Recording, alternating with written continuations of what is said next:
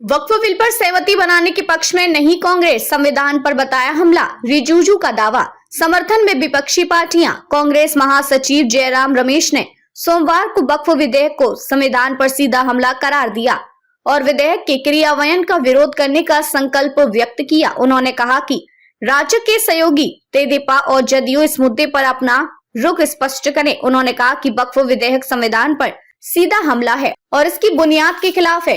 इसे संयुक्त संसदीय समिति के माध्यम से थोपा गया है। बिल का विरोध करने की चेतावनी।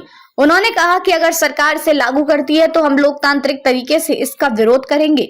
जयराम ने कहा कि हर विपक्षी पार्टी इसका विरोध कर रही है। समाजवादी पार्टी, तृणमूल कांग्रेस, आप हर पार्टी इस विधेयक का विरोध कर रही है। उन्होंने कहा कि लेकिन सवाल यह है कि जदयू और तेदेपा जैसी पार्टियां क्या करती हैं, जो पार्टियां खुद को पंथ निरपेक्ष कहती हैं, जो कहती हैं कि उनका पंथ निरपेक्षता में विश्वास है, उनका इस पर क्या रुख है। रिजिजू ने किया अलग दावा। उधर संसदीय कार्य एवं अल्पसंख्यक मामलों के मंत्री किरेन रिजिजू ने दावा किया कि विधेयक के पक्ष में सिर्फ राजग ही एकजुट नहीं है, बल्कि विपक्षी INDIA के भी कई सांसदों ने इसका समर्थन करते हुए जल्द बिल लाने की मांग की है। विपक्षी सांसद सिर्फ अपने नेताओं के डर की वजह से खुलकर नहीं बोल रहे हैं। अल्पसंख्यक मामलों के मंत्री ने सोमवार को पत्रकारों से बातचीत में आरोप लगाया कि वक्फ संशोधन बिल को लेकर कुछ राजनीतिक दल और संगठन जनता को गुमराह करने का प्रयास कर रहे हैं। दावा किया कि संशोधन विधेयक में गरीब, पिछड़े, मुसलमानों और महिलाओं के भले के लिए प्राविधान किए गए हैं। कुछ लोग दुष्प्रचार कर रहे हैं और मुसलमानों की मस्जिदें, कब्रिस्तान और जमीन जायदाद छीन ली जाएगी, जबकि यह कानून आजादी से पहले था और बाद में भी है।